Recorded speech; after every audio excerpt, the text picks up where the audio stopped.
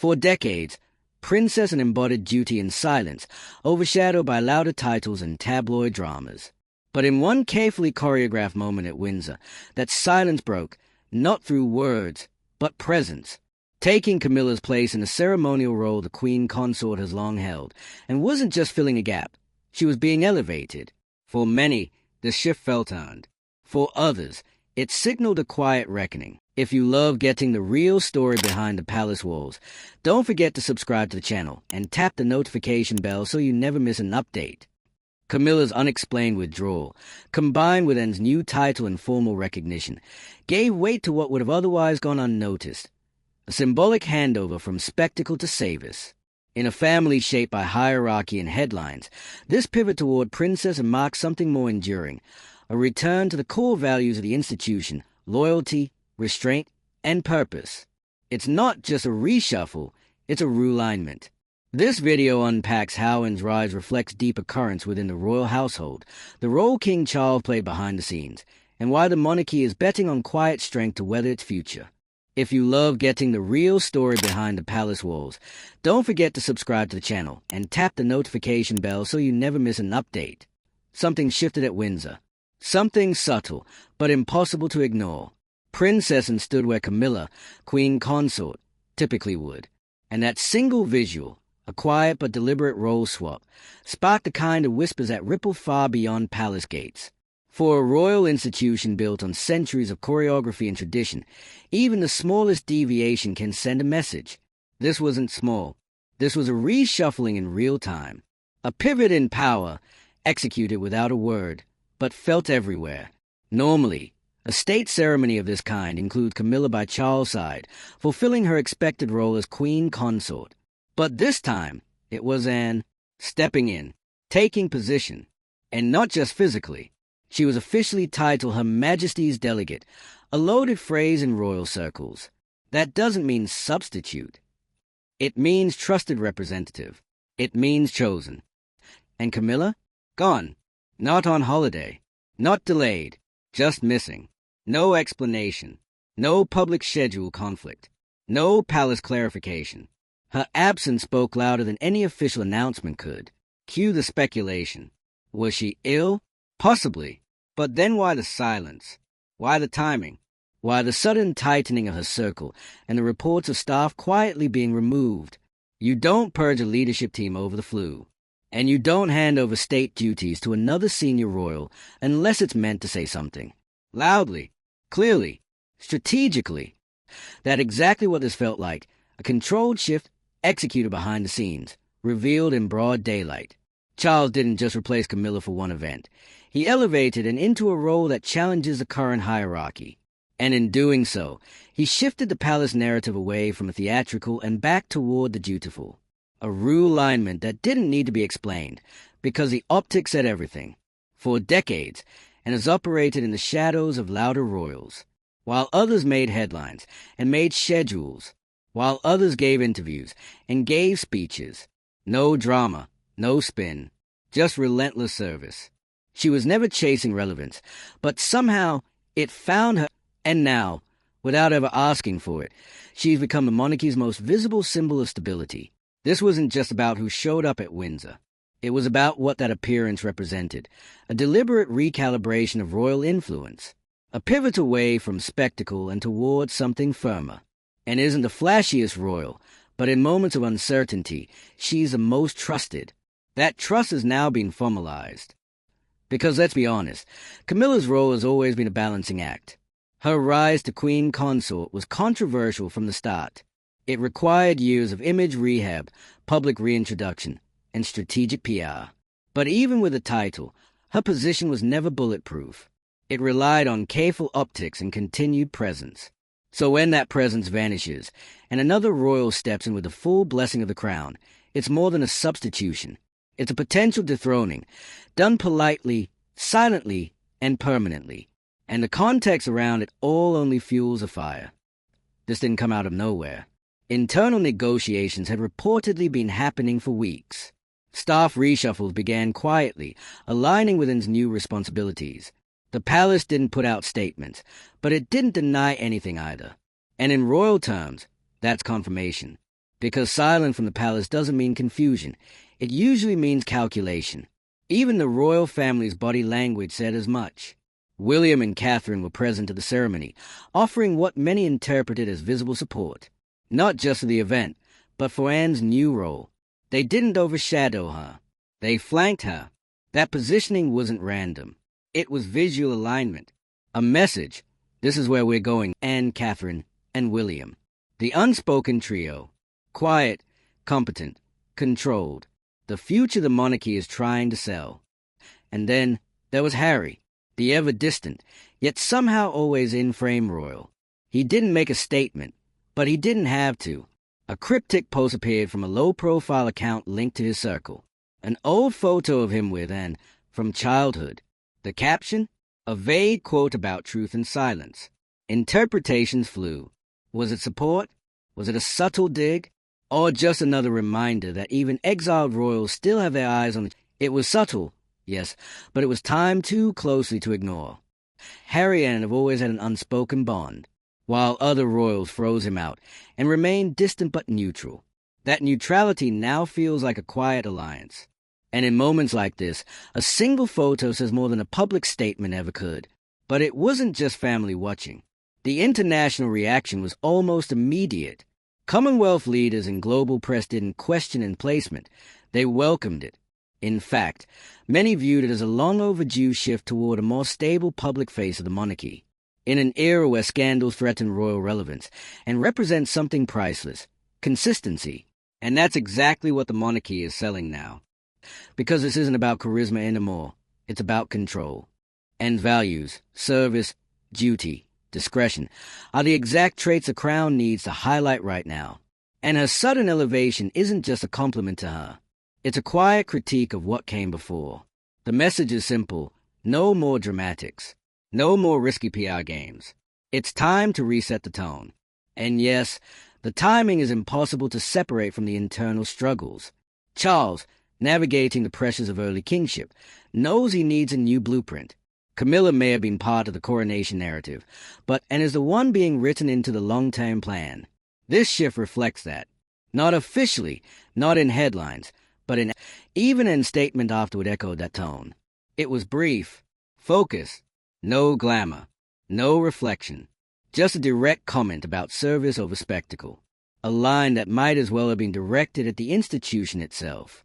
It was her way of setting the tone without ever stepping out of line. Because that's the thing about Anne. She doesn't need to rebel to lead. She doesn't demand attention. She earns it. And right now, the royal family is leaning into that energy more than ever before. The monarchy is being forced to evolve, not just to survive scandal, but to stay relevant. And this evolution doesn't look like a grand reinvention. It looks like Princess Anne. Not a new reign, not a new throne, but a new model of leadership. One rooted in experience, legitimacy, and public trust. One that reclaims dignity without needing applause. One that shows that sometimes the most powerful moves are the ones you don't see coming. So now we're left with the image. Camilla absent and elevated. The shift may have been silent, but it was no less. And the question that lingers is, where does it go from here? Will Camilla return to her role, or has the palace already moved on? Will and continue to step up as a monarchy's anchor, reshaping royal perception with every appearance?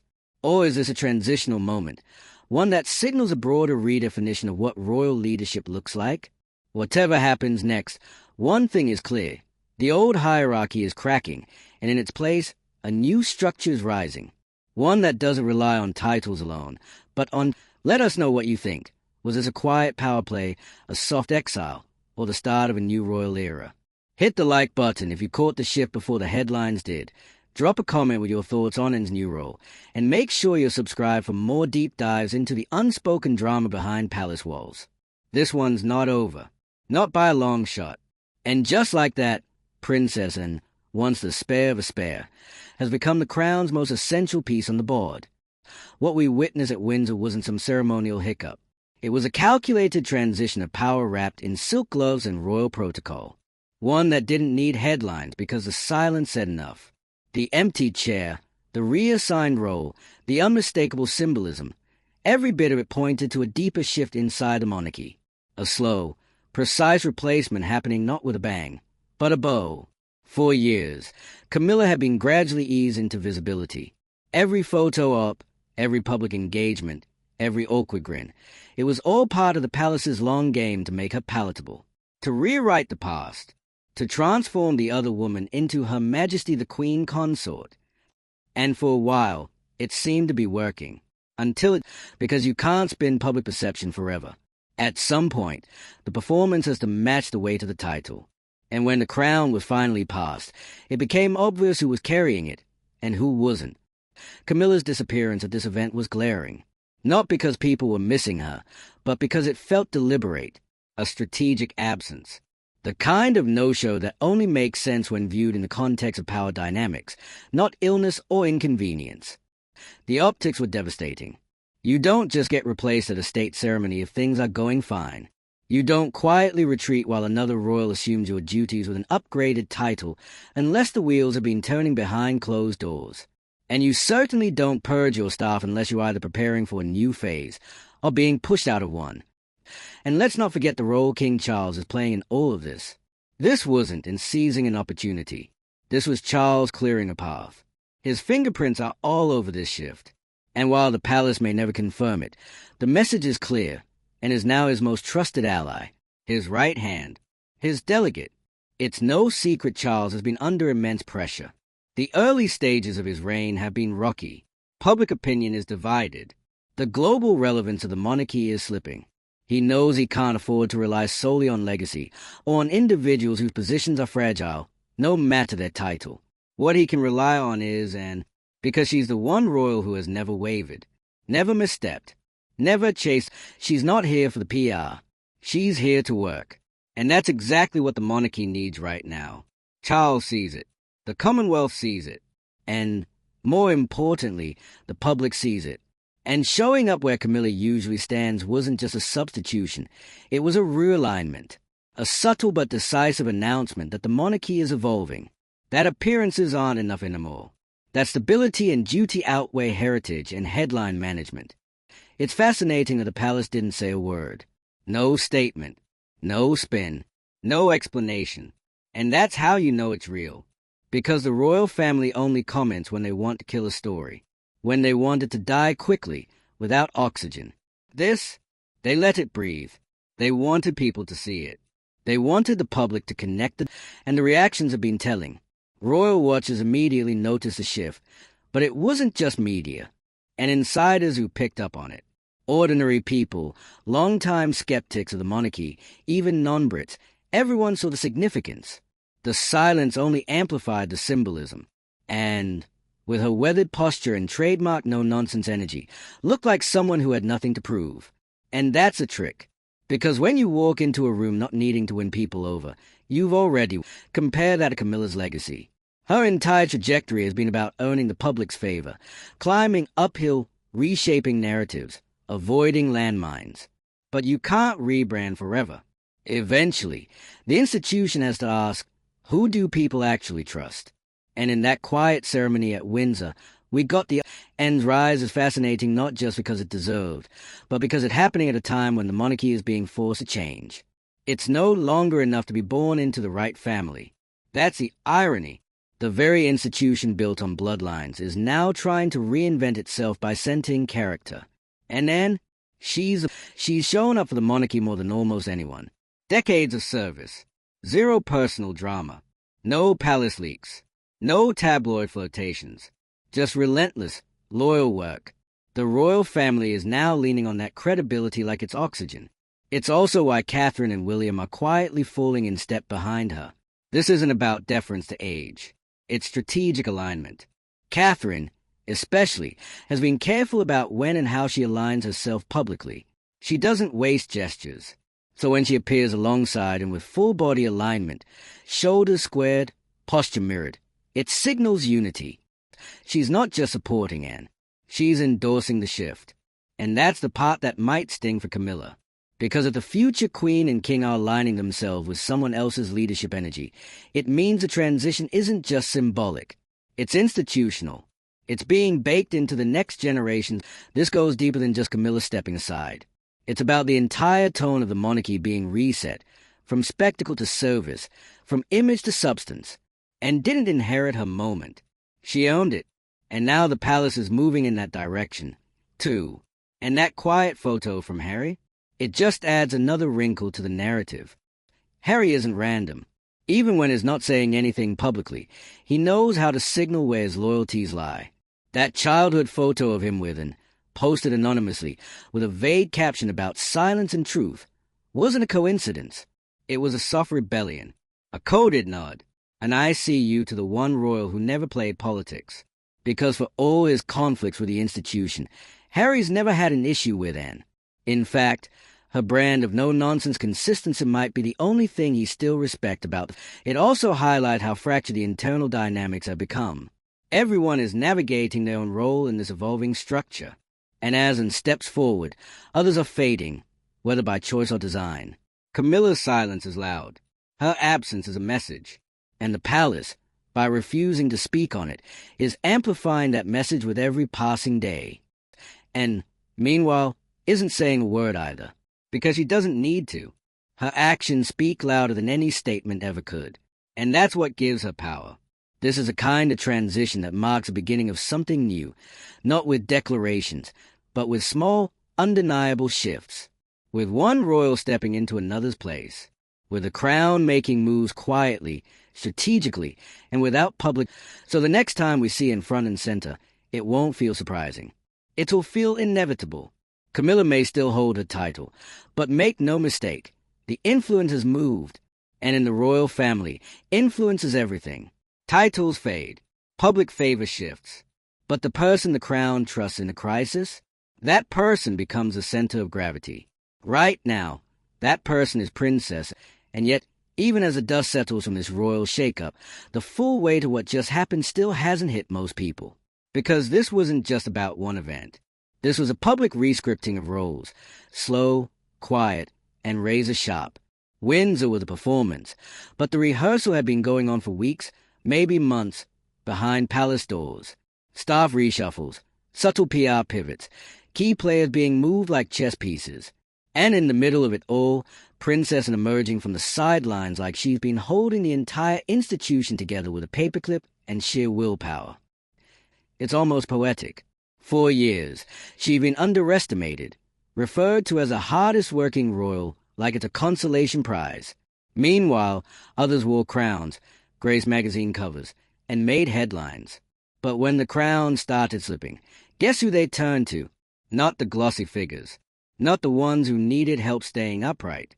They turned to the one who never needed help at all, and didn't chase this role. The role chased, and that's a difference. She doesn't come with baggage. There's no scandal to offset, no controversial past to clean up, no public opinion roller coaster to ride. What you see is what you've always gotten, an ironclad commitment to service that hasn't wavered since the 70s. She's been showing up while the rest of the royal family took turns falling apart. And now, all of that quiet consistency has become currency. Real, high-value currency. Camilla, for all the narrative management, never had that kind of capital. Her influence was always borrowed, from Charles, from titles, from time. The public tolerated her, but did they ever embrace her? Not really. So when she vanished from Windsor, people noticed. But when it appeared in her place, people understood. Because that's how this monarchy works now, not through announcements or declarations, but through visible alignment, through roles and titles and presence. And stepping in wasn't a disruption. It was a recalibration, a signal that the royal family isn't here to chase trending approval. They are here to survive. And survival, especially now, demands. The fact that Charles made this call, quietly, deliberately, says everything about where he believes a monarchy's strength truly lies. He's seen firsthand how public patience wears thin, how media narratives spiral, how trust disappears in a heartbeat, which is why leaning on it isn't just smart, it's safe. She's scandal-proof, PR-proof, drama-proof. She's what the institution wants the public to believe it is, consistent, calm, and even now, there's been no real explanation about why Anne replaced Camilla. No clarification, no soft PR excuse, which is kind of the point. They didn't want to explain it. They wanted you to notice it. And you did. That's a new game, no longer defending choices with words, but displaying them with actions. And in a world where perception is power, nothing is more powerful than Princess in walking into a space historically reserved for the Queen Consort, armed with nothing but a new title and a decades-long track record of showing the palace didn't just give her a seat, they gave her authority. Her Majesty's delegate is no placeholder. It's not some decorative label. It means trust. It means agency. It means that when the king isn't present, or perhaps even when he is, and speaks for the crown, that's not just a change in protocol. That's a shift in, and it's one the future of the monarchy seems to be rallying around. Catherine and William's body language didn't read like surprise. It read like strategy. The three of them together at the ceremony, and William, Catherine, felt like a coalition forming. Not by bloodline, but by vision, a silent pact, service first, headlines later. Maybe never. Compare that energy to the tension we used to see in public events. The unsmiling glances, the awkward positioning, the competing factions. That's what's being replaced now. Quietly, but completely. And even Harry, watching from across the Atlantic, seemed to acknowledge it. That anonymous social media post, a childhood photo of him and Anne, captioned with a cryptic quote about truth in silence. It wasn't subtle. It was a clear, quiet nod to the one royal who never picked sides, but somehow stayed in everyone's good graces, including his, because that's the thing about Anne.